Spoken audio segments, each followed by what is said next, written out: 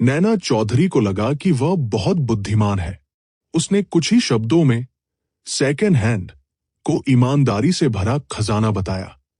तभी उसकी नजर योगेंद्र शर्मा की गहरी आंखों से मिली और उसे अचानक एहसास हुआ कि वाक्य में प्रिय वस्तुएं का मतलब दावत था। दूसरे शब्दों में कहें तो उनका प्रिय दावत। नैना चौधरी इतनी शर्म से लाल हो गई कि उसका चेहरा लाल हो गया। योगेंद्र शर्मा की मुस्कान सुबह के सूरज की तरह थी। डिंग डोंग, दैनिक मिशन पूरा हुआ। आपकी जान फिलहाल खतरे से बाहर है। इस रविवार को दोपहर 1:30 से पहले कोई नया दैनिक मिशन जारी नहीं किया जाएगा। क्या इसका मतलब यह था कि उसे आखिरकार कुछ दिनों की शांति मिल सकती थी?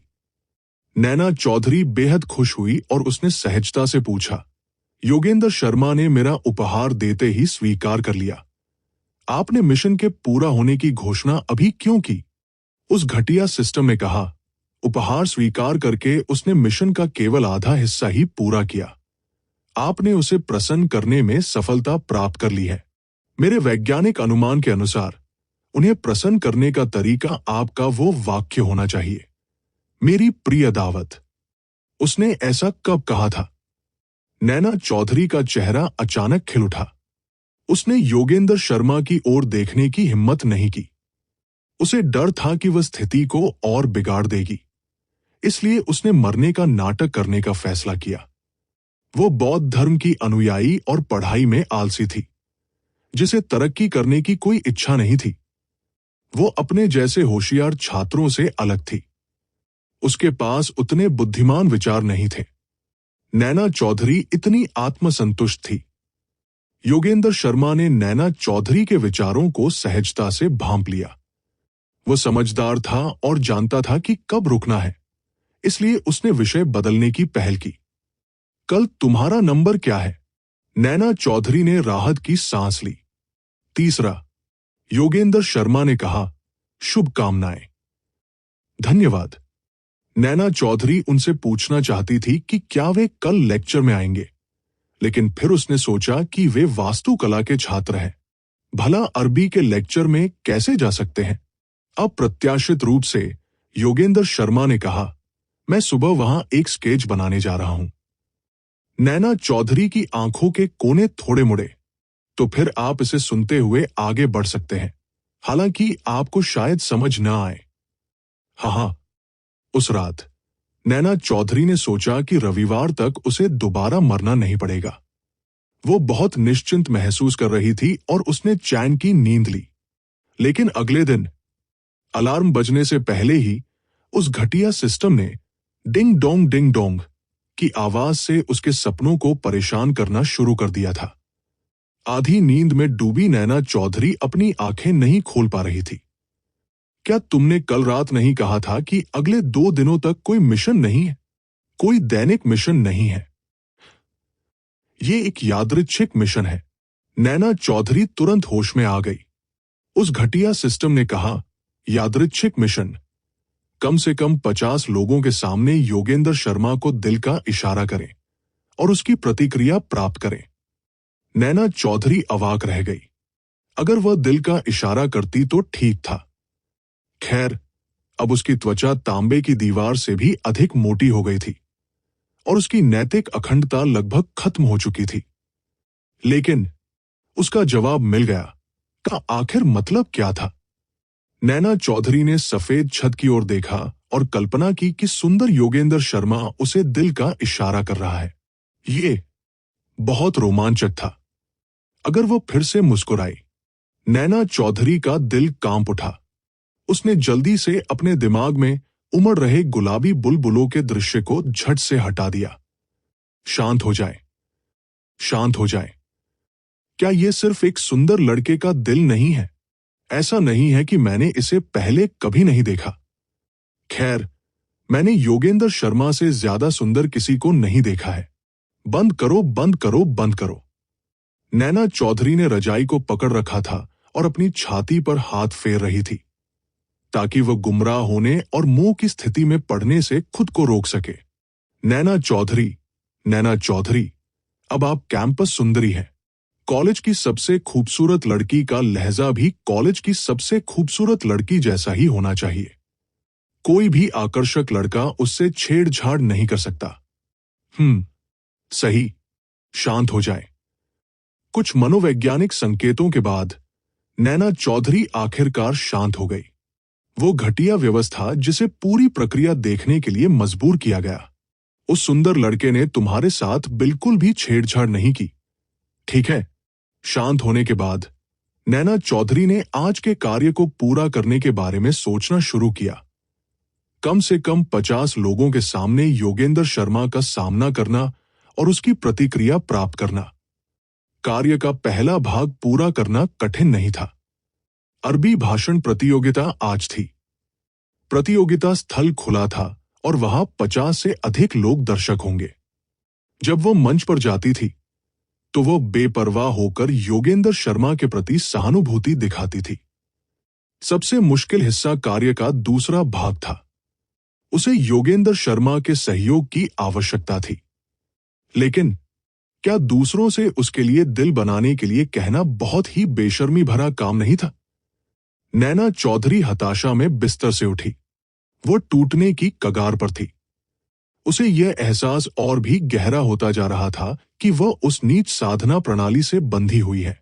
क्या आपने कभी यूए लाओ प्रणाली पर विचार किया है? कई कामों में दखल देने वाली उस नीच व्यवस्था को मेजबान की चिंता थी। इज्जत बचाओ या जान बचाओ, आप एक चुने।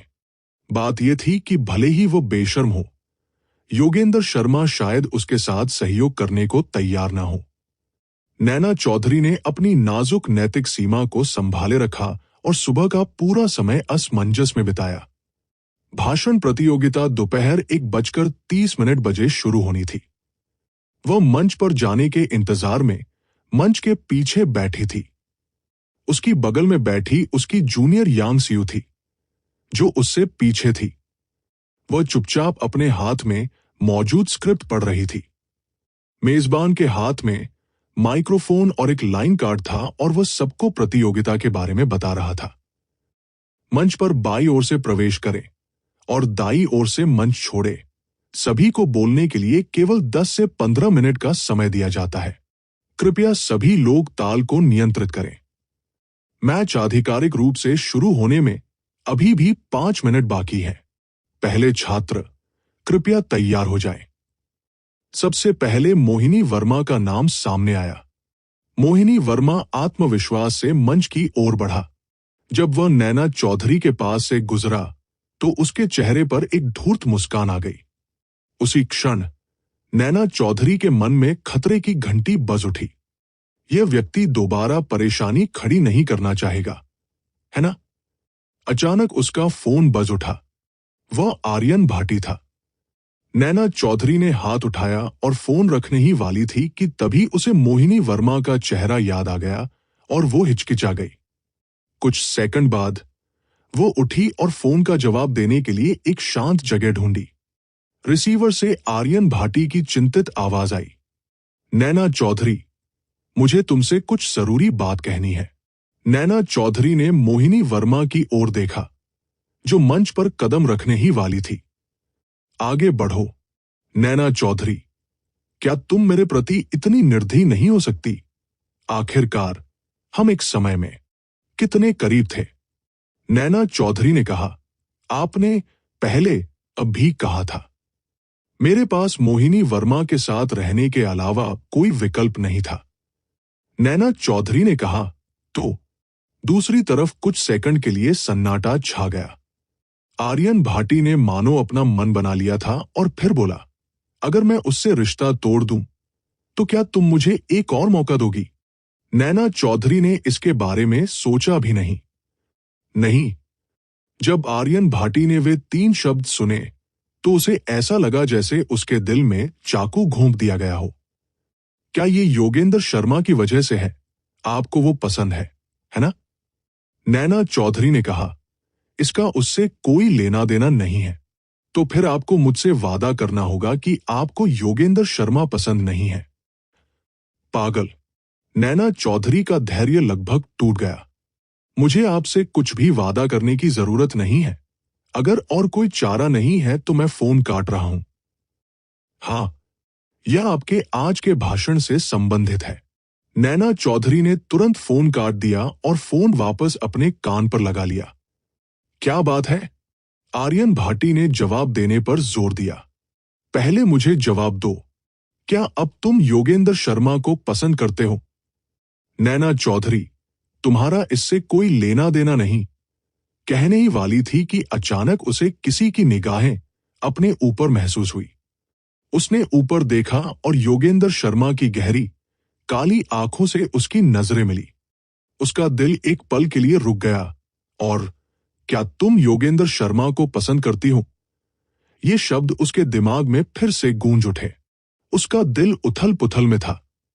योगेंद्र शर्मा ने ही तो पूछा था, क्या तुम उसे पसंद करती हो? क्या आप उसे पसंद करते हैं? ये कैसे संभव है? वो योगेंद्र शर्मा को केवल एक सप्ताह से जानती थी। असंभव, असंभव।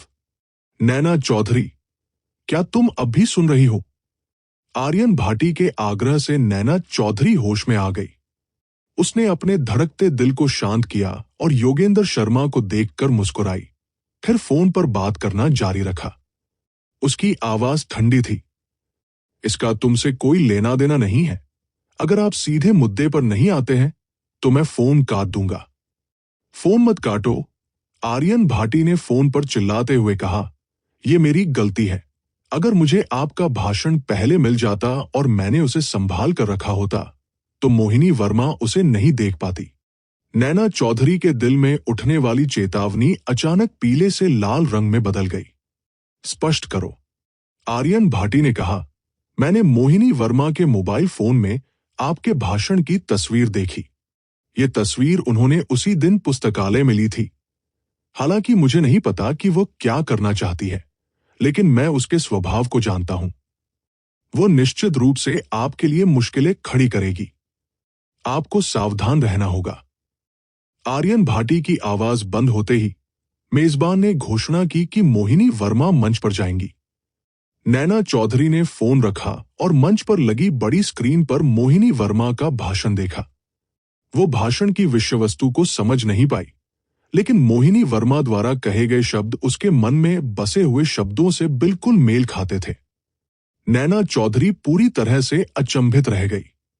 मोहिनी वर्मा ने उनका भाषण चुरा लिया और उनसे पहले मंच पर चली गई। इसका मतलब यह था कि वह अब बोल नहीं सकती थी। ये थोड़ा परेशानी भरा था। नैना चौधरी ने जल्दी से सिस्टम को बुलाया। ड्रेग, क्या तुम मुझे कुछ देना भूल गए? क्या? अंटीबाज। अपशिष्ट प्रणाली ने कहा, तुम बहुत ज्यादा सोच रही हो। युवती, आपकी एकमात्र सुरक्षा यह है कि जब तक आप मिशन में असफल नहीं होते तब तक आपकी मृत्यु नहीं होगी। चाहे वो प्राकृतिक आपदा हो, मानव निर्मित आपदा हो या बीमारी, वे आपको नहीं मारेंगे। अन्य लोगों के सिस्टम में बहुत सारी धोखाधड़ी होती है, तो जाओ और दूसरे लोगों के सिस्टम को अगवा कर लो। उस निकम्मे सिस्टम ने घमंड से कहा। नैना चौधरी अवाक रह गई। क्या तुम्हें लगता है कि मैं नहीं चाहती? दरअसल नैना चौधरी काफी शांत थी। उसे प्रतियोगिता के परिणाम की कोई परवाह नहीं थी। बात बस इतनी थी कि उसे अरबी का एक शब्द भी नहीं आता था। तो वह मंच पर क्या प्रस्तुत करे? क्या वह सबको 10 मिनट का चुटकुला सुनाने वाली थी? नैना चौधरी चुपचाप प्रतीक्षालय में लौट आई और उसने देखा कि कंचन मौलाशी, ज्योति मौर्य और यामिनी गुप्ता घबराकर उसकी ओर दौड़ रही है। नैना चौधरी, मुझे ऐसा क्यों लग रहा है कि मोहिनी वर्मा के भाषण की विषय वस्तु तुम्हारे भाषण से मिलती जुलती है? कंचन मौलाशी ने कहा। उसकी तीनों रूममेट्स को अरबी समझ नहीं आती थी, इसलिए वे आज सिर्फ उसका समर्थन करने के लिए आई थी। हालांकि उन्होंने छात्रावास में उसे स्क्रिप्ट पढ़ते हुए सुना था, इसलिए उनके लिए यह पता लगाना मुश्किल नहीं था कि मोहिनी वर्मा का भाषण उसके भाषण जैसा ही था। कंचन मौलाशी की आवाज धीमी नहीं थी, इसलिए वहां मौजूद सभी लोगों ने इसे सुना और उसके चारों ओर जमा हो गए। क्या हो रहा है? मेजबान ने पूछा। नैना चौधरी ने कड़वी मुस्कान के साथ कहा, मेरी बात भी मोहिनी वर्मा जैसी ही है। मेजबान के चेहरे के भाव बदल गए। ये इतना संयोग कैसे हो सकता है? क्या ये सिर्फ समान है? नैना चौधरी ने अपने भाषण की स्क्रिप्ट सभी को दिखाई। मेजबान और प्रतियोगी दोनों अरबी भाषा जानते थे। एक नजर में ही उन्होंने पाया कि नैना चौधरी का भाषण मोहिनी वर्मा के भाषण जैसा ही था। प्रतियोगिता के लिए यह शर्त थी कि भाषण मौलिक होना चाहिए। मोहिनी वर्मा ने नैना चौधरी के समान ही भाषण दिया और वह मंच पर सबसे पहले दिखाई दिए। इसमें आने वाले उतार चढ़ाव स्पष्ट थे। सभी लोग मूर्ख नहीं थे। स्वाभाविक रूप से वे समझ रहे थे कि क्या हो रहा है। मेजबान का चेहरा सबसे ज्यादा खराब था, क्योंकि कल के ड्रॉ से पहले मोहिनी वर्मा ने उसे ब्लैक बॉक्स ऑपरेशन में मदद करने के लिए फुसलाया और परेशान किया था। उन्हें लगा कि पेशी का क्रम महत्वपूर्ण नहीं है, इसलिए वे सहमत हो गए। इसीलिए आज सबसे पहले मोहिनी वर्मा उपस्थित हुई। मुझे उम्मीद नहीं थी कि वो उसके द्वारा इस्तेमाल किया गया होगा। अगर आपको आखिरी प्रस्तुति के लिए स्थानांतरित किया जाता है तो आपके पास लगभग 2 घंटे का समय होगा। क्या आपके पास मौके पर ही स्क्रिप्ट लिखने का समय होगा? मेजबान ने अपनी गलती सुधारने की कोशिश की। मौके पर ही लिखना? नैना चौधरी लगभग रोने ही वाली थी।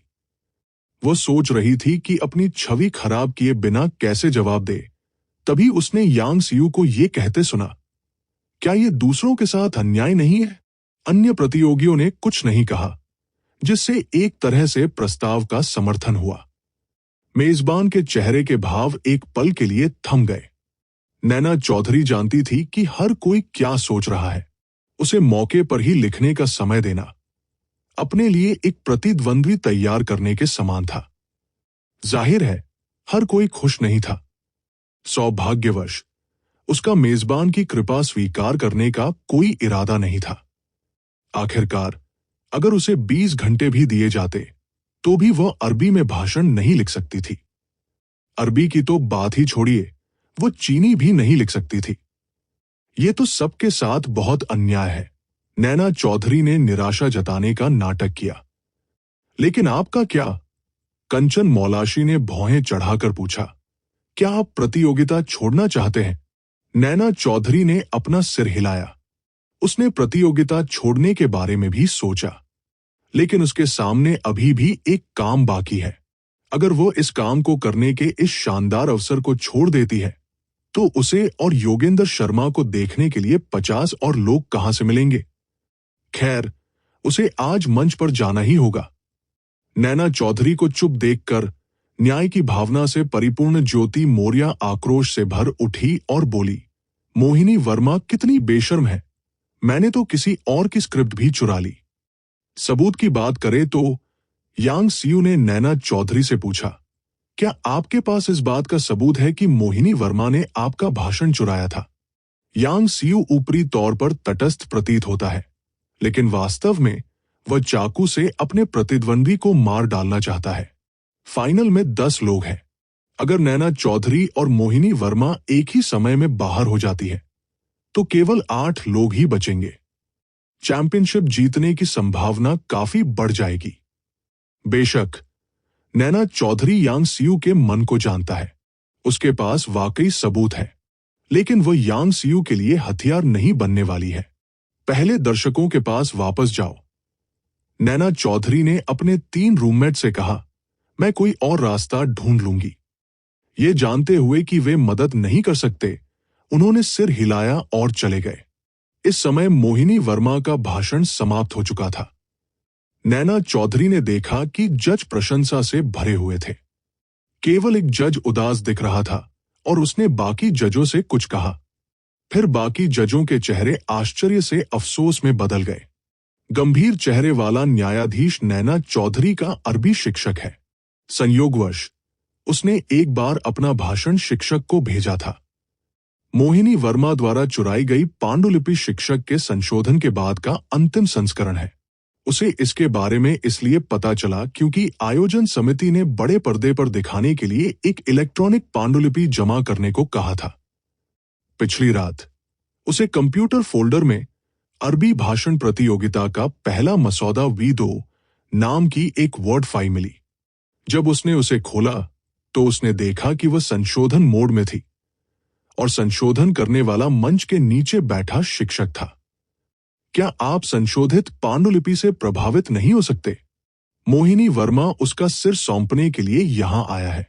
वो अब कितना गर्व महसूस कर रहा है और पल भर में कितनी बुरी तरह गिर सकता है। उसे कुछ भी करने की जरूरत नहीं है। खेल अभी भी जारी है।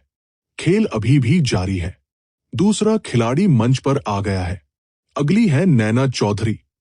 नैना चौधरी ने आह भरी और झटके देने वाली प्रणाली से कहा जाता है कि चरम परिस्थितियों में लोगों में असीमित क्षमता आ जाती है। क्या आपको लगता है कि मंच पर आने के बाद मैं ठीक हो पाऊंगी? उस झटकेदार प्रणाली ने कहा, सकारात्मक दृष्टिकोण रखना अच्छी बात है, अंधाधुंध आशावादी होना बुरा है। नैना चौधरी अवाक रह गई। उस निरंकुश व्यवस्था ने कहा, इज्जत खोना कोई बड़ी बात नहीं है, लेकिन अपनी जान गंवाना बहुत बड़ी बात है। आपको ये सोचना चाहिए कि योगेंद्र शर्मा से प्रतिक्रिया कैसे प्राप्त करें। योगेंद्र शर्मा, रहने भी दो, वो बेझिझक इसे आजमा सकता है। नैना चौधरी ने योगेंद्र शर्मा की ओर देखा और पाया कि उसकी भौहें थोड़ी झुकी हुई थी और उसका चेहरा एकाग्रता से भरा हुआ था। वो अपनी पतली उंगलियों के बीच एक पेंसिल पकड़े हुए था और अपनी रेखा चित्र पुस्तिका पर कुछ लिख रहा था। वो बीच बीच में दूर स्थित मुख्य शिक्षण भवन की ओर देखता रहता था, जिससे ऐसा लगता था मानो वो दुनिया से अलग थलग हो। नैना चौधरी को याद आया कि उसने कहा था कि वो पास में ही स्केच बनाने जा रहा है। उसने सोचा कि वो मजाक कर रहा है, लेकिन उसे उम्मीद नहीं थी कि वह सच में ऐसा कहेगा। योगेंद्र शर्मा ने मानो उसकी निगाहों को भांप लिया और अचानक उसकी ओर देखा। नैना चौधरी घबरा गई। उसने जल्दी से अपनी आंखें नीचे कर ली और उसकी पलकें कांपने लगी। अगले ही पल योगेंद्र शर्मा ने एक संदेश भेजा, योगेंद्र शर्मा, घबराओ मत। वो घबराई हुई नहीं थी, उसे बस थोड़ा सा अपराधबोध महसूस हुआ। दूसरी तरफ से एक और संदेश आया, योगेंद्र शर्मा, मुझे आप पर विश्वास है। उसे खुद पर विश्वास नहीं हो रहा था। नैना चौधरी की धड़कन अचानक तेज हो गई। उसने अपने होंठ सिकोड़े और टाइप किया, अगर आप मुझे मंच पर दिल का इशारा करते हुए देखें। टाइपिंग पूरी करने से पहले ही नैना चौधरी बेहद शर्मिंदा हो गई। उसने दिल शब्द को हटा दिया और लिखा, अगर आप मुझे मंच पर कोई अजीब इशारा करते हुए देखें तो क्या आप भी वैसा ही कर सकते हैं? संदेश भेजने के बाद नैना चौधरी ने योगेंद्र शर्मा की ओर दयनीय दृष्टि से देखा और उसकी सहानुभूति प्राप्त करने की कोशिश की। अंततः उसने अपनी निगाहें नीचे कर ली और उसकी तरफ बिल्कुल नहीं देखा। नैना चौधरी अवाक रह गई। उसने अपनी निगाहें हटा ली।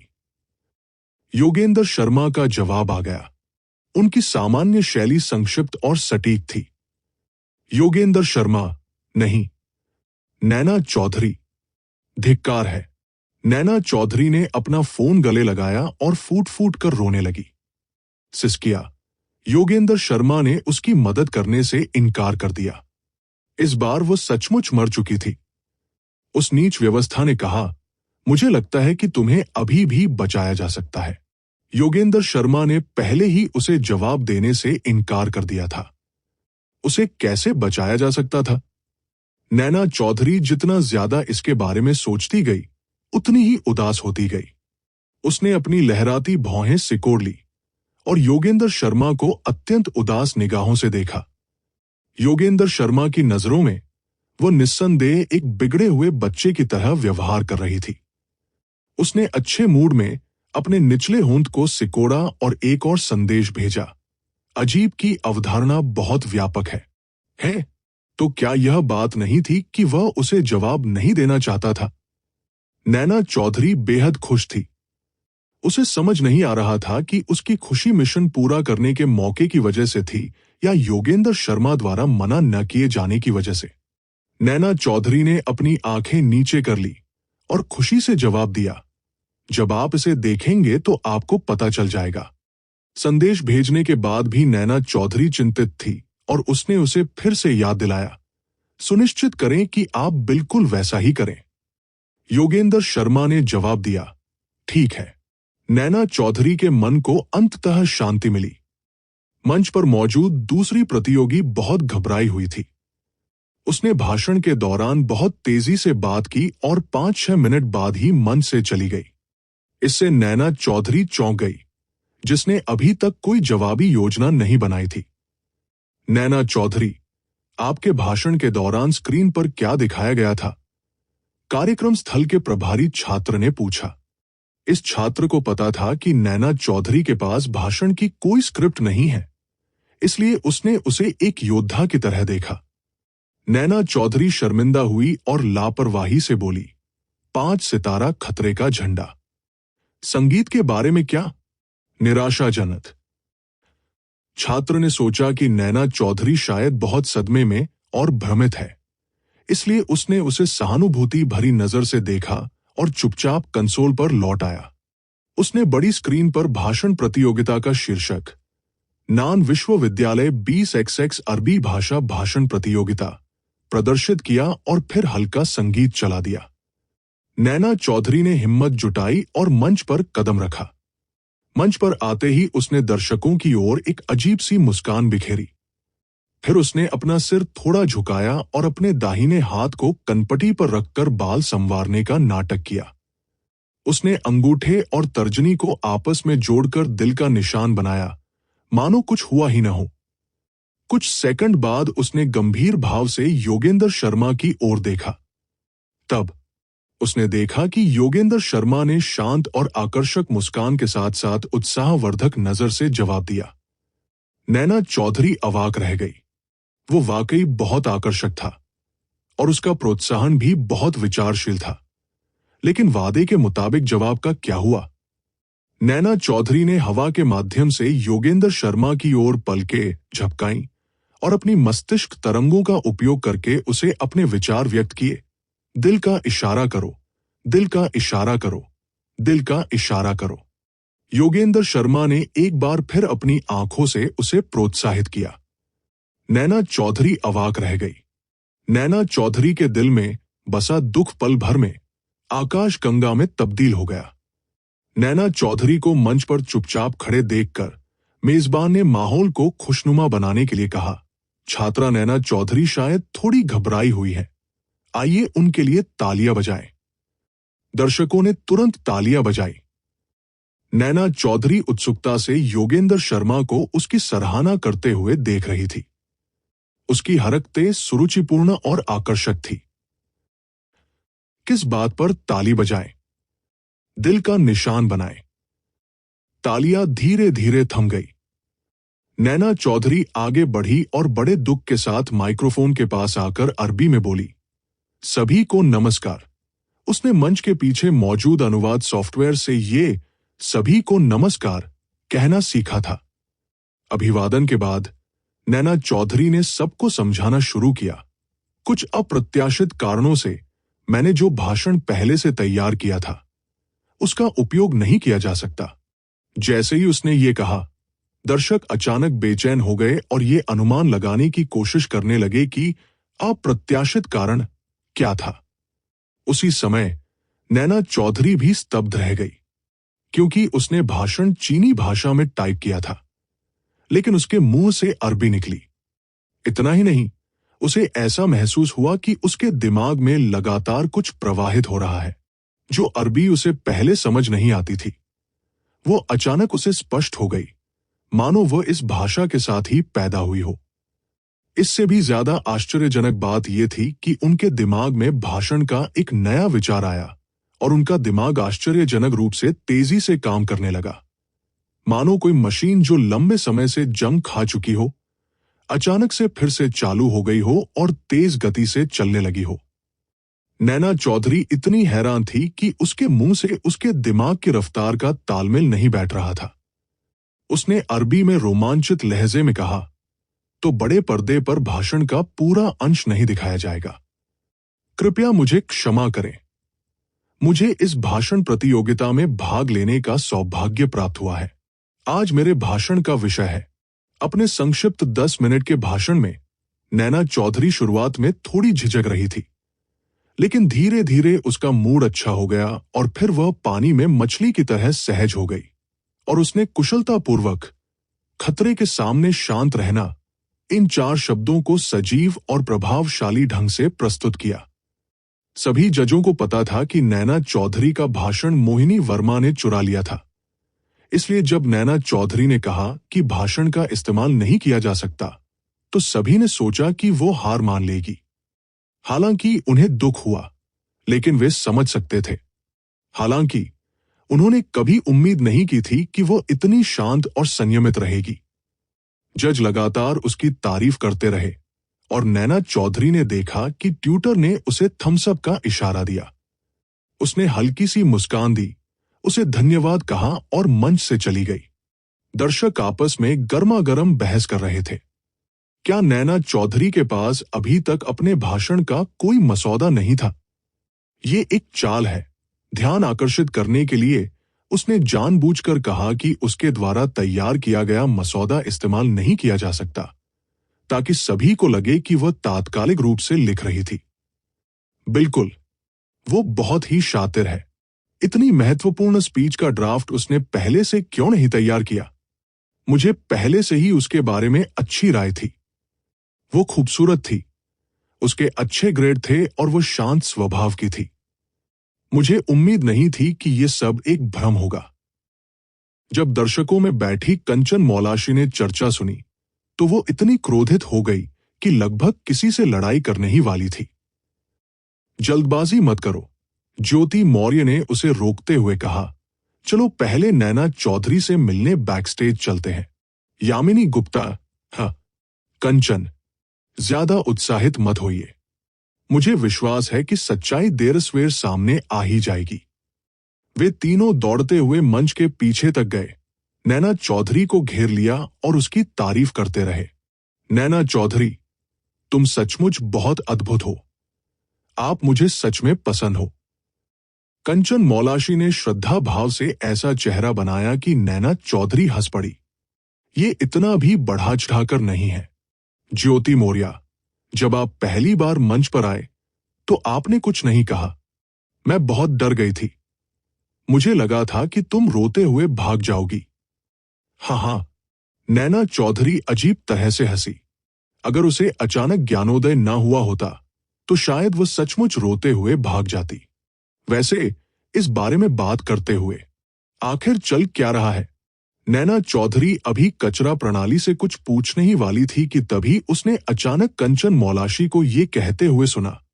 नैना चौधरी, तुमने अभी किस बारे में बात की? मैं बात कर रही हूं। नैना चौधरी ने जैसे ही अपना मुंह खोला, उसे लगा कि उसके दिमाग में कुछ कमी सी है। इसी समय मंच से यांग सियू का भाषण सुनाई दिया और फिर नैना चौधरी ने पाया कि उसे एक शब्द भी समझ नहीं आया। दूसरे शब्दों में कहें तो उसकी सर्वश्रेष्ठ छात्रा होने की खूबी फिर से गायब हो गई।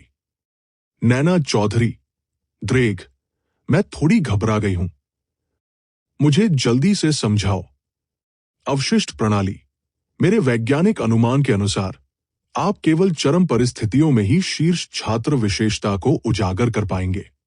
संकट समाप्त होने के बाद आपको वापस अपनी मूल स्थिति में धकेल दिया जाएगा।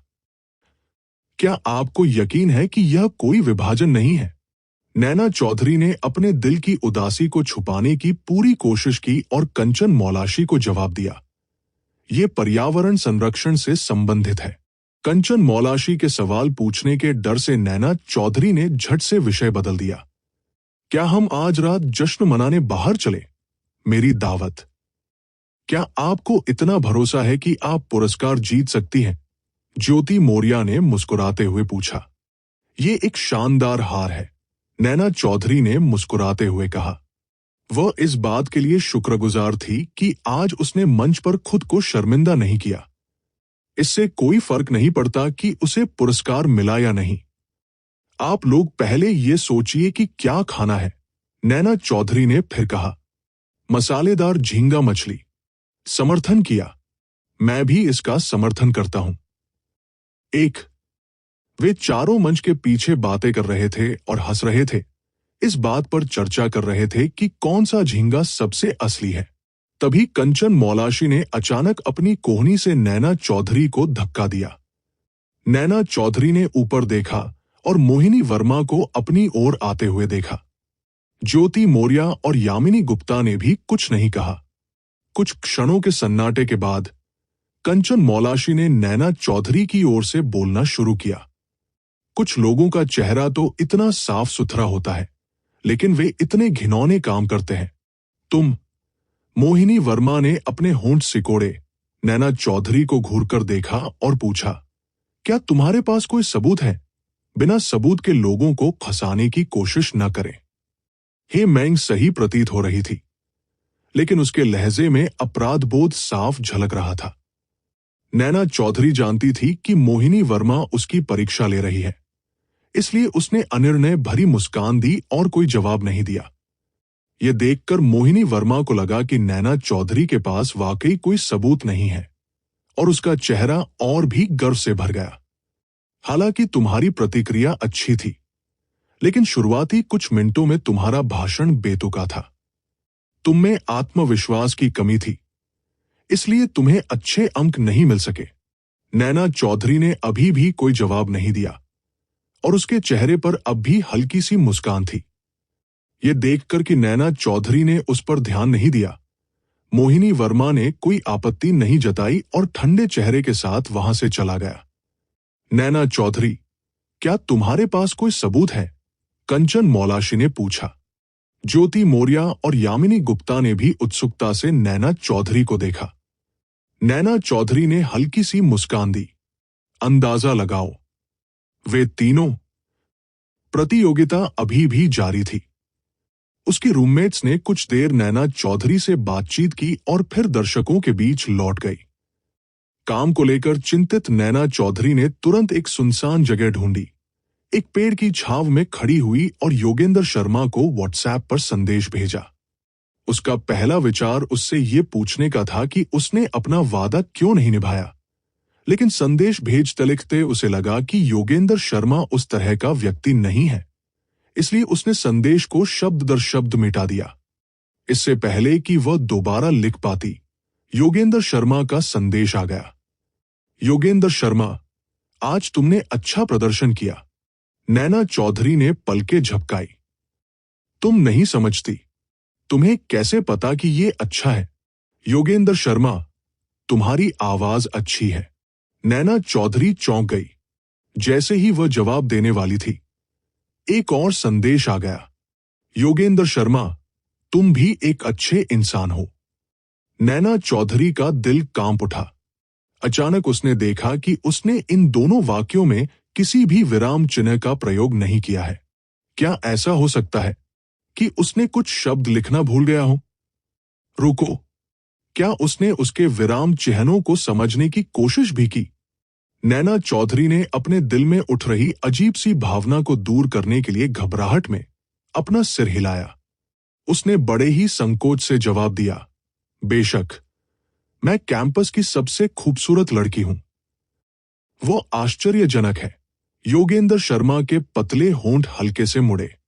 उसने कुछ देर तक पेड़ की छांव में बैठे व्यक्ति की ओर देखा और पूछा, क्या तुम आज रात अपने रूममेट्स के साथ जश्न मना रहे हो? नैना चौधरी, हम सब मिलकर झींगा मछली खाएंगे। योगेंद्र शर्मा, तो मैं इसे किसी और दिन कर लूंगी। नैना चौधरी ने योगेंद्र शर्मा का व्हाट्सएप संदेश देखा और दंग रह गई। एक और दिन। फिर उसे होश आया। उसके गाल थोड़े गर्म हो गए और वो बुदबुदाई। किसने उसके साथ एक और दिन बिताने के लिए सहमति दी? ट्रैश सिस्टम, इतने नखरे मत दिखाओ। कौन जाने, शायद एक दिन आपका मिशन योगेंद्र शर्मा के साथ डिनर करना हो। ये समझ आता है। नैना चौधरी का रवैया तुरंत बदल गया। तुम्हें अपना वादा निभाना होगा। मैं पहले इस खाने का बिल अपने खाते में डालूंगा। मैं अगली बार आपसे इसके लिए पूछूंगा। दूसरे पक्ष ने बिना किसी झिझक के ठीक है कहकर जवाब दिया। नैना चौधरी को राहत मिली। उसने बात को वापस मिशन की ओर मोड़ दिया। क्या तुमने नहीं देखा कि मैंने मंच पर क्या किया? योगेंद्र शर्मा, क्या कार्रवाई! मैंने इसे सचमुच नहीं देखा। क्या ऐसा हो सकता है कि उसे उस क्रिया का अर्थ ही ना पता हो? अगर ऐसा है तो इसमें शर्मिंदा होने की कोई बात नहीं है। नैना चौधरी ने अपने होंठ सिकोड़े और खिलखिलाकर हंस पड़ी। फिर उसने अपना दाहिना हाथ उठाया और नीले आसमान और सफेद बादलों की पृष्ठभूमि में एक दिल की तस्वीर खींची और भेज दी। दूसरे पक्ष ने पूरे 1 मिनट बाद जवाब दिया, योगेंद्र शर्मा, यह हरकत अजीब नहीं है। दूसरे शब्दों में उसने इसे देखा, लेकिन उसे यह अजीब नहीं लगा, इसलिए उसने कोई प्रतिक्रिया नहीं दी। नैना चौधरी का दिल टूट गया। Trash system Yumbe.jpg। नैना चौधरी, तुम तो बस एक सिस्टम हो। तुम में भावनाएं कैसे हो सकती हैं? नैना चौधरी ने आकाश की ओर देखा और उदास होकर आह भरी। उसी समय दूसरे पक्ष ने एक और संदेश भेजा। नैना चौधरी ने उसे खोला और देखा कि उसमें योगेंद्र शर्मा अपनी उंगलियों से दिल बना रहा था। सबसे अहम बात यह थी कि वह भी तस्वीर में थी। वो कैमरे से काफी दूर खड़ी थी और तस्वीर बहुत ही सूक्ष्म तरीके से खींची गई थी। ऐसा लग रहा था जैसे वो दिल उसी के लिए बना हो। अयो, तुम तो खेलना बहुत अच्छे से जानते हो, ट्रैश सिस्टम ने ताना मारा। नैना चौधरी शर्म से लाल हो गई और होश में आ गई। उसने जल्दी से विषय बदल दिया। क्या इसे मिशन पूरा करना माना जाएगा? ट्रैश सिस्टम, नहीं, आपको आमने सामने दिल का इशारा करना होगा। उसे पता था कि ये इतना आसान नहीं होगा।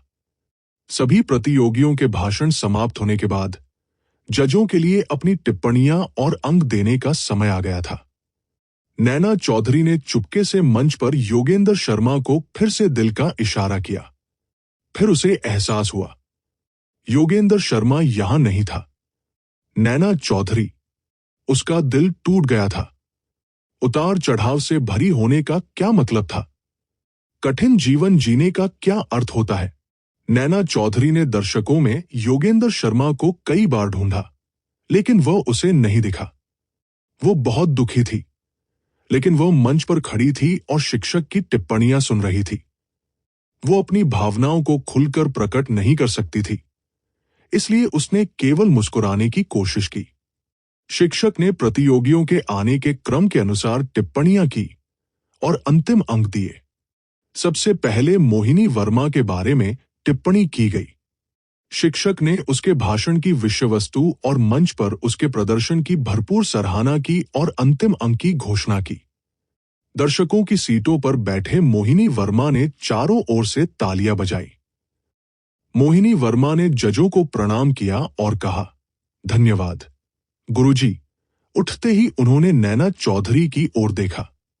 उनकी निगाहों का भाव स्पष्ट था, तुम मुझे हरा नहीं सकती।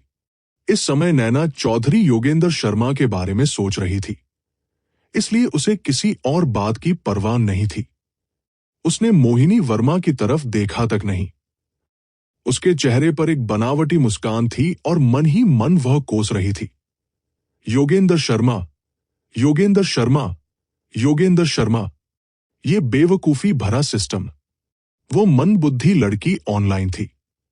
मोहिनी वर्मा ने देखा कि नैना चौधरी उसे अनदेखा कर रही है और उसका चेहरा एक पल के लिए जम गया। फिर उसने एक गरिमापूर्ण और शालीन भाव धारण किया और ऐसी आवाज में कहा जो केवल उन दोनों को ही सुनाई दे रही थी, क्या तुम्हें लगता है कि तुम्हारा स्कोर मुझसे ज्यादा है? नैना चौधरी ने अब भी मोहिनी वर्मा की बातों पर ध्यान नहीं दिया। उसने मन में चल रहे श्राप को किनारे रखकर शिक्षक की टिप्पणियों को ध्यान से सुना। छात्रा नैना चौधरी, हालांकि मंच पर जाते समय आप घबराई हुई लग रही थी, लेकिन धीरे धीरे आपका मूड अच्छा हो गया। आपका भाषण तीक्ष्ण, हास्यपूर्ण था और आपकी भाषा सहज और आकर्षक थी। हमने आपको 8.8 अंकों का अंतिम स्कोर दिया है। क्या उसे सचमुच 8.8 अंक मिले? बहुत खूब। वो वाकई अद्भुत थी। नैना चौधरी को अचानक खुद पर गर्व महसूस हुआ। बेशक वो सबसे होशियार छात्रा थी।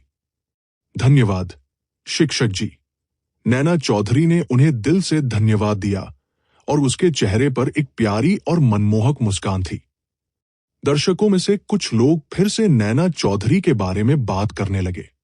शुरुआत में उसका भाषण इतना खराब था, फिर भी उसे 8.8 अंक मिले। जजों ने शायद सोचा होगा कि उसने सचमुच मौके पर ही लिखा था, इसलिए उन्होंने उसके साथ विशेष व्यवहार किया। उसने कई करतब दिखाए, लेकिन उसका स्कोर मोहिनी वर्मा जितना अधिक नहीं था।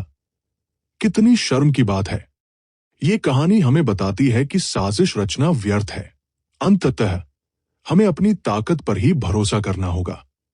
हमारे विभाग के सभी लड़के कहते हैं कि नैना चौधरी सरल, दयालु और मासूम है। मैं बस ये पूछना चाहता था कि क्या उनके चेहरों पर चोट लगी है? कंचन मौलाशी इतनी गुस्से में थी कि उसने अपनी आस्तीनें चढ़ा ली और लड़ने के लिए तैयार हो गई।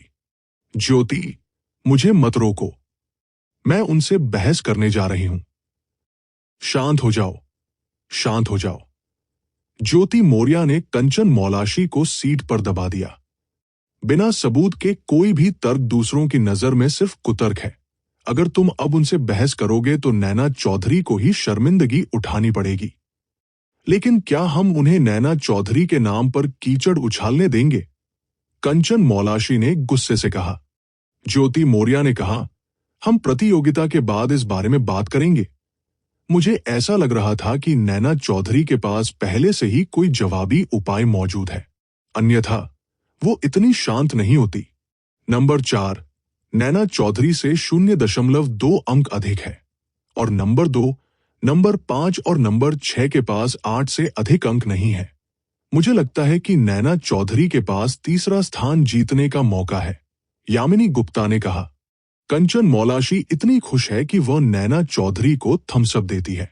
बेशक नैना चौधरी को थम्स अप दिखाई नहीं दे रहा है। जजों ने आखिरी प्रतियोगी रतन के स्कोर की घोषणा कर दी है, जिसका मतलब है कि आज की प्रतियोगिता में पहला, दूसरा और तीसरा स्थान तय हो चुका है। वे है नंबर 1 मोहिनी वर्मा, नंबर 4 लावनी और नंबर 10 रतन। नैना चौधरी चौथे स्थान पर है। सभी लोग नैना चौधरी के मजाक को देखने और तीसरे स्थान पर भी न आने पर उस पर हंसने का इंतजार कर रहे हैं। हालांकि इसी समय जजों ने अचानक घोषणा की कि मोहिनी वर्मा का स्कोर रद्द कर दिया गया है, क्योंकि उसने प्रतियोगिता के पहले नियम का उल्लंघन किया है। भाषण मौलिक होना चाहिए। जैसे ही ये शब्द बोले गए, दर्शक आक्रोश से भर गए। क्या चल रहा है? क्या जजों का मतलब यह है कि मोहिनी वर्मा का भाषण नकल किया गया था? ये क्या बकवास है? बड़ी खबर। ऊपर वाले बंक पर बैठा मेरा भाई आज का लॉजिस्टिक स्टाफ है। उसने अभी अभी एक संदेश पोस्ट किया है जिसमें कहा गया है कि आज की प्रतियोगिता में साजिश हुई है। प्रतियोगी A ने प्रतियोगी B का भाषण चुरा लिया है। प्रतियोगी A को मोहिनी वर्मा नहीं होना चाहिए, है ना? फिर प्रतियोगी B। जब नैना चौधरी मंच पर आई तो ऐसा लगा जैसे वह कह रही हूं कि किसी कारणवश उनके भाषण का उपयोग नहीं किया जा सकता है। क्या वो प्रतियोगी B हो सकती है जिसका भाषण चोरी हो गया था? अगर ऐसा है तो क्या नैना चौधरी ने मौके पर ही भाषण नहीं तैयार किया था? हे भगवान, उसकी ताकत अद्भुत है। नैना चौधरी को मौके पर भाषण देने के लिए 8.8 अंक मिले। अगर ये साजिश न होती तो वो आज चैंपियन होती। मंच के नीचे किसी के चेहरे पर थप्पड़ की आवाज आई, लेकिन मंच पर सन्नाटा पसरा हुआ था। मोहिनी वर्मा ने अपनी मुट्ठियां कसकर भींच ली, लेकिन उनके चेहरे पर एक सौम्य और गरिमापूर्ण मुस्कान थी। शिक्षक, क्या आपने कोई गलती की है? मैंने ये भाषण स्वयं लिखा है। मोहिनी वर्मा ने जवाब दिया। वो नैना चौधरी की अरबी शिक्षिका थी। उन्होंने अचानक रुककर कहा, मैंने एक लेख को संशोधित किया था जो बिल्कुल इसी तरह का था। मोहिनी वर्मा का चेहरा अचानक बदल गया और उसने खुद को मंच से तुरंत चले जाने से रोकने के लिए लगभग अपने नाखून अपनी त्वचा में गड़ा दिए। उसने नैना चौधरी को छुरी जैसी तीखी निगाहों से देखा। नैना चौधरी ने ऐसा दिखाया जैसे उसने कुछ देखा ही न हो, और उसकी निगाहें दर्शकों में इधर-उधर घूमती रहीं, बाएं से दाएं, दाएं से बाएं, और फिर बाएं से। हाँ, नैना चौधरी की निगाहें अचानक ठहर गई और उसने दर्शकों के पीछे अचानक प्रकट हुए व्यक्ति को एक पल के लिए घूर कर देखा। फिर वो खुशी से झूम उठी और बेताब होकर उसे घूरने लगी। तुम यहां हो, आखिरकार आप यहां पहुंच ही गए। मैं तुम्हें बहुत समय से ढूंढ रहा था। योगेंद्र शर्मा ने नैना चौधरी की आंखों में उत्सुकता देखी। हालांकि वह ये नहीं समझ पाया कि इतने लंबे समय बाद उसे देखकर वह इतनी आश्चर्यचकित क्यों थी। फिर भी वह अपने होठों के कोने को थोड़ा ऊपर उठाने से खुद को रोक नहीं पाया। वो कुछ देर तक स्थिर खड़ा रहा और उसे देखता रहा। फिर उसे एक खाली सीट मिली और वह बैठ गया। मंच पर पुरस्कार समारोह चल रहा था। मुख्य अतिथि विदेशी भाषा महाविद्यालय के डीन थे। नैना चौधरी का ध्यान पुरस्कार पर नहीं था। वो योगेंद्र शर्मा को बिना पलक झपकाए देखती रही, इस डर से कि कहीं वो फिर से चला न जाए। उसी समय उसने धीरे से अपना दाहिना हाथ उठाया, मानो उसके लिए दिल का इशारा कर रही हो। अप्रत्याशित रूप से जैसे ही उसका हाथ हवा में उठा, ट्रॉफी और प्रमाण पत्र उसे सौंप दिए गए। नैना चौधरी ने अपने गुस्से को काबू में रखा, डीन के हाथ से ट्रॉफी और प्रमाण पत्र लिया और कृतज्ञता दिखाने के लिए थोड़ा झुक गई। पुरस्कार समारोह के बाद समूह फोटो लेने का समय था। ये नैना चौधरी का आखिरी मौका था और साथ ही साथ सबसे अच्छा मौका भी था, क्योंकि ग्रुप फोटो के दौरान हाथ के इशारे करना बहुत आम बात थी और आजकल फोटो खींचने के लिए सबसे लोकप्रिय हाथ के इशारे के रूप में शांति चिन्ह की जगह दिल का इशारा ने ले लिया है। वह योगेंद्र शर्मा के प्रति उदारतापूर्वक दिल का इशारा कर सकती थी। नैना चौधरी बहुत खुश थी। वह अपना काम पूरा करने और अपनी उम्र बढ़ाने के करीब थी। तथापि फोटो खींचने का समय आने पर फिर कुछ गड़बड़ हो गई। फोटोग्राफर ने कहा, सभी लोग ट्रॉफी को अपने बाएं हाथ में और प्रमाण पत्र को अपने दाहिने हाथ में पकड़े। पास आइए। नैना चौधरी अवाक रह गई। उसने ट्रॉफी को अपने बाएं हाथ में और प्रमाण पत्र को अपने दाहिने हाथ में पकड़ रखा था। वो दिल का इशारा कैसे कर सकती थी? नैना चौधरी सचमुच रोने ही वाली थी। लेकिन विजेता और उपविजेता फोटोग्राफर के अनुरोध के अनुसार पहले ही पोज दे चुके थे और कॉलेज के नेता अभी भी मंच के नीचे से देख रहे थे। वो और क्या कह सकती थी? नैना चौधरी ने एक हाथ में ट्रॉफी और दूसरे हाथ में प्रमाण पत्र पकड़े हुए कैमरे की ओर देखते हुए जबरदस्ती मुस्कुराने की कोशिश की और ठीक उसी क्षण उसने भीड़ के पीछे बैठे योगेंद्र शर्मा को देखा, जिसने हाथ उठाकर उसके लिए दिल का इशारा किया। उसका सुंदर चेहरा शांत दिख रहा था, आंखें गहरी थी और होठों के कोने पर हल्की सी मुस्कान थी। वो वाकई बहुत आकर्षक था।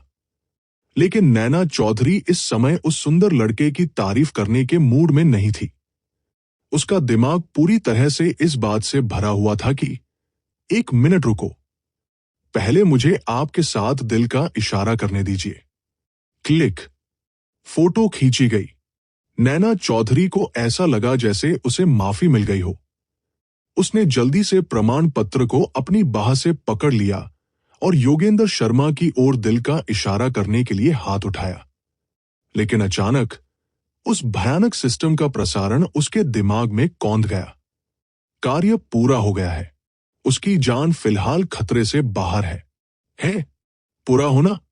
नैना चौधरी आधे पल के लिए स्तब्ध रह गई और फिर अचानक उसे एहसास हुआ, जब मैं मंच पर गई थी तो मैंने योगेंद्र शर्मा को दिल का इशारा किया था।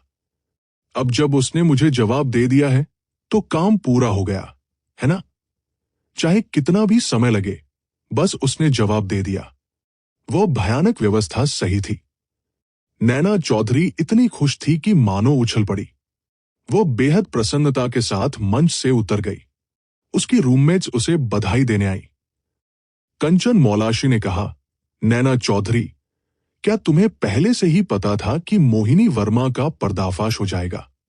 नैना चौधरी ने सिर हिलाया। तुम्हारे पास सबूत थे, लेकिन तुमने उन्हें बताया नहीं। तुमने जानबूझकर मोहिनी वर्मा को ये सोचने दिया कि उसकी नापाक योजना सफल हो गई है, और जब वो अपने सबसे घमंडी दौर में था, तब तुमने उसे सार्वजनिक रूप से मार डाला। आपने चापलूसी से उसे मार डाला, पूरी तरह से चापलूसी से उसे मार डाला। नैना चौधरी, मुझे अचानक ऐसा लग रहा है कि तुम बहुत ही शातिर हो। कंचन मौलाशी ने शातिर शब्द का प्रयोग किया, लेकिन उसके चेहरे पर शाबाश का भाव था। यह खबर फैल चुकी है कि मोहिनी वर्मा ने आपका भाषण चुरा लिया है। ज्योति मौर्य ने दर्शकों के बीच नैना चौधरी को घटना के बारे में बताया और फिर कहा, यह थप्पड़ बहुत जोरदार था। हम तीनों ने सुना कि तुम्हारे नफरत करने वालों को करारा जवाब मिला है, और हमें बहुत अच्छा लगा। हाँ, कंचन मौलाशी बेहद उत्साहित थी। मोहिनी वर्मा अब पूरी अकादमी की दुश्मन बन गई है। यामिनी गुप्ता ने कहा, हमें आज जश्न मनाना चाहिए। चले। नैना चौधरी ने पास खड़ी योगेंद्र शर्मा की ओर एक नजर डाली, कुछ सेकंड के लिए हिचकिचाई और बोली, मेरा इंतजार करो। प्रतियोगिता समाप्त होने के बाद दर्शक एक एक करके चले गए और वहां बहुत कम लोग बचे थे। नैना चौधरी दौड़ते हुए योगेंद्र शर्मा के पास गई। आज के लिए धन्यवाद। योगेंद्र शर्मा के पतले होंठ मुड़े। मुझे फिर से धन्यवाद कहो। नैना चौधरी शर्मिंदा थी। उन्होंने फिर से शब्द पर इतना जोर क्यों दिया? किस बात के लिए धन्यवाद? योगेंद्र शर्मा ने पूछा। बेशक, वापस आने और दिल का इशारा करने के लिए धन्यवाद। नैना चौधरी ये शब्द नहीं कह पाई, इसलिए उसने कहा, मुझे प्रोत्साहित करने के लिए धन्यवाद। इसके बाद उसने अपने हाथ में ट्रॉफी और प्रमाण पत्र उठाया। मैंने तीसरा स्थान जीता। योगेंद्र शर्मा थोड़ा और मुस्कुराई। ये तो कमाल है। ओह, उनकी आवाज ऐसी क्यों लग रही थी जैसे वे किसी ऐसे बच्चे की प्रशंसा कर रहे हों जिसने एक छोटा सा लाल खूल जीता हो। नैना चौधरी को फिर से शर्मिंदगी महसूस हुई। मुझे अभी अभी एक फोन आया था। योगेंद्र शर्मा ने फिर कहा, है, क्या वह उसे यह समझा रहा था कि उसने प्रतियोगिता के बीच में ही क्यों छोड़ दिया? नैना चौधरी के मन में थोड़ी सी भावना जागी। कोई बात नहीं, आपके यहां होने का कोई कारण नहीं है। हाँ, योगेंद्र शर्मा ने दृढ़ता से कहा। नैना चौधरी का दिल जोर से धड़कने लगा। कुछ सेकंड बाद उसने उसे फिर से कहते हुए सुना, मैं सामने वाली इमारत का चित्र बनाना चाहता हूं। तो यही कारण था। वो बहुत ज्यादा सोचती थी। शाम के खाने के समय, जैसा कि उम्मीद थी, नैना चौधरी के बारे में गपशप होने लगी। नैना चौधरी, योगेंद्र शर्मा के साथ तुम्हारा रिश्ता कब शुरू हुआ? कंचन मौलाशी ने मुस्कुराते हुए पूछा। ज्योति मौर्य और यामिनी गुप्ता ने भी अस्पष्ट मुस्कान दी। मैंने योगेंद्र शर्मा के साथ कोई संबंध नहीं बनाया। नैना चौधरी ने अपनी अंदरूनी बेचैनी को छुपाने के लिए अपना सिर नीचे करके झींगा मछली छीलनी शुरू कर दी। उसने मेरी मदद की, इसलिए मैं बस उसे धन्यवाद देने गई थी। ओह, कंचन मौलाशी ने पूछा, उसने आपकी किस काम में मदद की?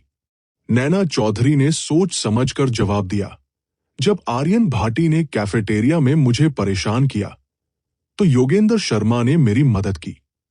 ये सुनकर वे तीनों चौंक गए। आर्यन भाटी में तुम्हें परेशान करने की हिम्मत कैसे हुई? नैना चौधरी ने बेब्सी से सिर हिलाया और उन्हें बताया कि पिछली बार क्या हुआ था। इसे सुनने के बाद उन तीनों ने शुरू से अंत तक आर्यन भाटी पर थूका। कुछ देर बाद बातचीत का रुख योगेंद्र शर्मा की ओर मुड़ गया। ज्योति मौर्य ने कहा, नैना चौधरी, अगर तुम सचमुच योगेंद्र शर्मा के साथ संबंध बना लेती हो, तो तुम अपना गुस्सा निकाल पाओगी। नैना चौधरी गंभीरता से झींगा छीलती रही। बकवास मत करो। मुझे लगता है ये विचार भरोसेमंद है। योगेंद्र शर्मा और आर्यन भाटी एक ही कक्षा में नहीं हैं। कंचन मौलाशी ने चिमटे को दांतों से दबाते हुए तुतलाते हुए कहा, आप व्हाइट मूनलाइट का नाम बदलकर योगेंद्र शर्मा क्यों नहीं रख देते? उसने ऐसा क्यों कहा जैसे यह कपड़े बदलने जितना आसान हो? नैना चौधरी को समझ नहीं आ रहा था कि हंसे या रोए। अगर तुम लोगों ने फिर से बकवास की तो मैं बिल नहीं चुकाऊंगी। ठीक है, ठीक है। कंचन मौलाशी ने चुपचाप अपना सिर नीचे किया और झींगा मछली खाने लगी।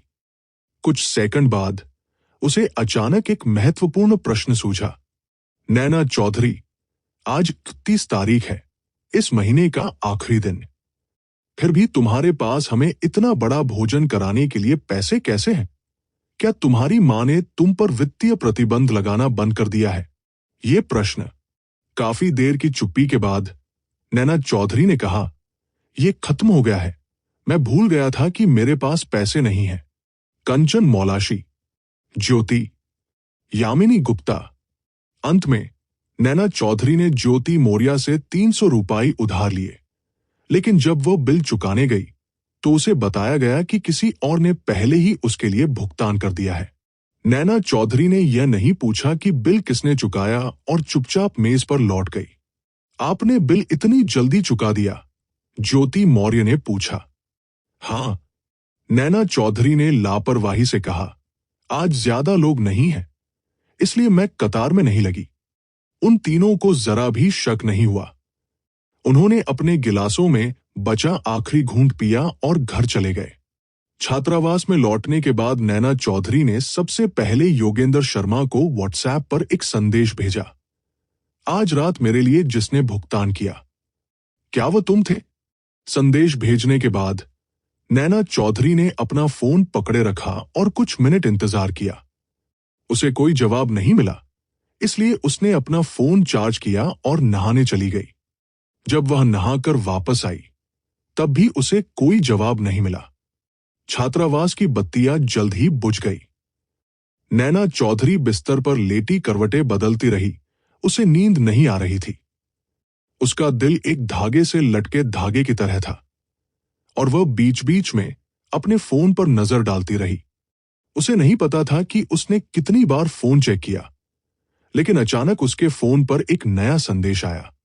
अपने रूममेट्स को परेशान करने के डर से नैना चौधरी ने मैसेज देखने से पहले फोन को साइलेंट मोड पर कर दिया। योगेंद्र शर्मा, मैंने रात में बास्केटबॉल खेला और अपना फोन साथ नहीं ले गया था। अच्छा, ऐसा है। उसके दिल का तार अचानक ढीला पड़ गया। दूसरी ओर से एक और संदेश भेजा गया। योगेंद्र शर्मा, मैं भी आज रात वही खाना खा रही हूं। चूंकि आपके पास पैसे नहीं हैं, इसलिए मैं आपके साथ बिल का भुगतान कर दूंगी। यह देखते हुए कि आपके पास पैसे नहीं हैं। आपके पास पैसे नहीं हैं। पैसे नहीं हैं। धन। गरीबी के साथ तालमेल न बिठा पाने वाली नैना चौधरी इस वाक्य से शर्मिंदा हो गई, इसलिए उसने तुरंत संदेश का जवाब नहीं दिया। संवाद बॉक्स में 2 और शब्द दिखाई दिए। योगेंद्र शर्मा, क्या तुम सो रहे हो? इस बार नैना चौधरी ने जरा भी संकोच नहीं किया। अभी नहीं। अंत में एक और संदेश भेजा गया। आपको कैसे पता कि मेरे पास पैसे नहीं हैं? योगेंद्र शर्मा, तुमने सही कहा। ऐसा प्रतीत हुआ कि उसने सचमुच ऐसा कहा था। उसने उसके मील कार्ड में अतिरिक्त पैसे भी डाल दिए। नैना चौधरी जितना ज्यादा इसके बारे में सोचती गई, उतनी ही ज्यादा शर्मिंदा होती गई। आपको कैसे पता चला कि मैं आज रात ट्रीट दे रही हूं? योगेंद्र शर्मा, आपको पुरस्कार मिला है। यह वाकई ऐसा ही तर्क था। छात्रावास में रहने वाले चारों लोगों ने एक साथ रात का खाना खाया, इसलिए स्वाभाविक रूप से जिसके साथ कोई खुशी का अवसर था वही बिल का भुगतान कर रहा था। तो संयोगवश उसने उसे आज रात वहां खाना खाते हुए देखा, इसलिए उसने अनुमान लगाया कि वही आज रात बिल का भुगतान कर रही है। साथ ही उसे यह भी पता था कि उसके पास पैसे नहीं हैं, इसलिए उसने बिल का भुगतान कर दिया। उनकी सोच कुछ ज्यादा ही बारीकी वाली थी, है ना? नैना चौधरी ने उनकी प्रशंसा की और कुछ शब्द टाइप किए। मुझे आपको फिर से धन्यवाद देना है। योगेंद्र शर्मा, पहले इसे खाते में डाल दो। शर्मिंदा महसूस कर रही थी। मुझे लगा था कि वो पहले की तरह आपका स्वागत है कहेगा। नैना चौधरी ने अपने होठों को थोड़ा सिकोड़ा और उसकी आंखों में हल्की सी मुस्कान आई। मैं सोने जा रही हूं। आपको जल्दी आराम भी करना चाहिए। शुभ रात्रि। दूसरी तरफ से तुरंत शुभ रात्रि कहकर जवाब दिया गया। नैना चौधरी को आखिरकार नींद आने लगी। उसी समय वास्तुकला विभाग के लड़कों के छात्रावास में सूरज कुमार बाथरूम से वापस आया तो उसने देखा कि योगेंद्र शर्मा ने अपना फोन नीचे नहीं रखा था। उसने मजाक में कहा, कोर्ट से वापस आते ही फोन देखना तुम्हारी आदत नहीं है, क्या वह कुछ गड़बड़ है? योगेंद्र शर्मा के चेहरे पर कोई भाव नहीं बदला। मेरी शैली कैसी होनी चाहिए? ओह, सूरज कुमार कुछ बोल नहीं पा रहा था। उसने अपना सिर झुकाया और सिर के पीछे खुजली की। वैसे तुम हॉस्टल में घुसते ही फोन नहीं देखते थे। ऐसा इसलिए था क्योंकि पहले देखने लायक कुछ खास नहीं था। योगेंद्र शर्मा ने कोई जवाब नहीं दिया। उसने तौलिया उठाया और बाथरूम में चली गई। सूरज कुमार, अरे तुम नहाते समय अपना फोन क्यों साथ लाए? समय, ये कैसा अजीब संयोग था। अगला दिन शनिवार था, जो जून का पहला दिन भी था। यही वह दिन था जब नैना चौधरी को अपने रहने सहने का खर्च मिलना था। गरीबी से बाहर निकलने की उम्मीद में नैना चौधरी इतना खुश था कि उसे नींद भी नहीं आ रही थी। आंखें खोलते ही उसने उत्सुकता से अपना बैंक खाता चेक किया। अंततः 600 उसका मासिक भत्ता मात्र 600 रुपये था। नैना चौधरी को संदेह था कि वह अभी भी सदमे में था और एक शून्य को भूल गया था। काफी देर तक स्तब्ध बैठे रहने के बाद उसने अपनी मां को वीडियो चैट का अनुरोध भेजा। दूसरी तरफ से उन्हें तुरंत अस्वीकार कर दिया गया। नैना चौधरी अवाक रह गई। इसे दोबारा भेजे। एक और तत्काल अस्वीकृति। तीसरी बार भेजने के बाद आखिरकार दूसरी तरफ से फोन उठा, लेकिन स्क्रीन पर जो व्यक्ति दिखाई दिया वो उसका पिता था। एक ही भाग्य का सामना करने वाले कॉमरेड लिटिल नैना और कॉमरेड ललन चौधरी ने स्क्रीन के माध्यम से एक दूसरे को देखा और चुपचाप आह भरी। फिर उन्होंने निम्नलिखित बातचीत शुरू की। कॉमरेड लिटिल नैना, पिताजी, मेरी मां कहाँ है? कॉमरेड ललन चौधरी, बेटी, तुम सिर्फ अपनी मां के बारे में ही क्यों सोच रही हो? कॉमरेड लिटिल नैना, पिताजी, मुझे भी आपकी बहुत याद आती है। मेरी मां कहाँ है? कॉमरेड ललन चौधरी ने कहा कि उन्हें बहुत दुख हुआ है। कॉमरेड लिटिल नैना, आह, भूल जाओ। मेरी मां वीडियो कॉल भी नहीं उठा रही है। वो मेरे रहने सहने का खर्च तो बिल्कुल नहीं बढ़ाएंगी। कॉमरेड ललन चौधरी, आप बिल्कुल सही कह रहे हैं। कॉमरेड लिटिल नैना, पिताजी, क्या आप एक प्रसिद्ध चित्रकार नहीं हैं? आप मेरे लिए एक पेंटिंग क्यों नहीं बनाते? मैं उसे बेच दूंगा और पैसे आपके साथ बांट लूंगा। जब कॉमरेड ललन चौधरी ने यह सुना तो उनके होठों के कोने तेजी से फड़कने लगे। बेटी, मैंने अपनी प्रतिभा तुम्हें पहले ही सौंप दी है। तुम खुद एक चित्र बना सकती हो और उसे बेच सकती हो। उसकी चित्रकारी प्रतिभा को देखते हुए कोई भी उसका एक्सप्रेशन पैक नहीं खरीदेगा। नैना चौधरी अब भी उन्हें मनाने की कोशिश कर रही थी, लेकिन अंत में उसके पिता ने वीडियो कॉल काट दी। उन्होंने अलविदा भी नहीं कहा। तथाकथित पितृ प्रेम का क्या हुआ? नैना चौधरी ने अपने बैंक कार्ड में मौजूद दयनीय राशि पर नजर डाली। जब उसे योगेंद्र शर्मा को चुकाने वाले 1000 रुपये याद आए तो वो एक बार फिर गहरी आह भरने से खुद को रोक नहीं पाई। आह, आह, आह, ये दिन बहुत कठिन है। सौभाग्यवश योगेंद्र शर्मा ने उसे पैसे लौटाने के लिए दबाव नहीं डाला। वो पहले 600 रुपये बचाएगी। अगले महीने जब उसके रहने सहने के खर्चे आएंगे तो वो उन पैसों को इकट्ठा करके वापस कर देगी। गरीबी से बाहर निकलने में असफल रहने के बाद नैना चौधरी बहुत दुखी थी। नाश्ता करने के बाद वो अपनी डेस्क के सामने सिकुड़कर बैठ गई और बेहद उदास थी। कंचन मौलाशी उसके पीछे से गुजरी और पूछा, तुम जिम कब जाने का इरादा रखती हो? जिम? नैना चौधरी स्तब्ध रह गई। फिर उसे अपने पेट की कमर याद आई और उसे एहसास हुआ कि याददाश्त खोने से पहले वो शायद एक फिटनेस एक्सपर्ट रही होगी। अचानक उसे लगा कि जीवन और भी कठिन हो गया है। उसने चेहरे पर शांत मुस्कान लाने की कोशिश की। आज मेरी छुट्टी है, छोड़ो। कंचन मौलाशी निराश दिखी। मैंने सुना है कि योगेंद्र शर्मा हर शनिवार सुबह जिम जाती है। मैं तुम्हारे साथ कुछ हैंडसम लड़कों को देखने जाना चाहती थी। क्या योगेंद्र शर्मा को भी जिम जाने की आदत थी? इसमें कोई हैरानी की बात नहीं कि उनका शरीर इतना आकर्षक था। आह, नहीं, ये मुद्दा नहीं था। असल बात यह थी कि वह अब बहुत गरीब हो चुकी थी।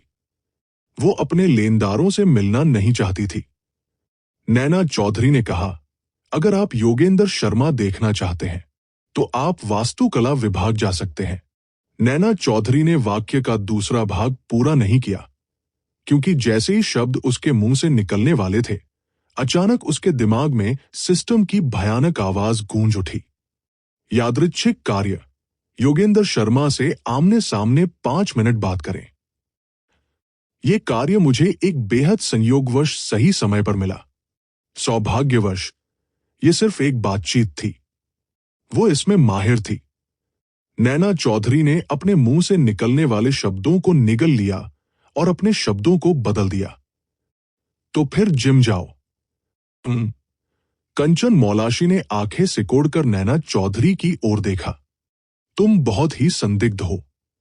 नैना चौधरी, तुमने अभी कहा था कि आज तुम्हारी छुट्टी है, लेकिन जब तुमने सुना कि योगेंद्र शर्मा जिम जाएगी तो तुमने तुरंत अपना मन बदल लिया। कंचन मौलाशी ने अस्पष्ट मुस्कान के साथ कहा, क्या तुम योगेंद्र शर्मा के साथ संबंध बनाना चाहते हो?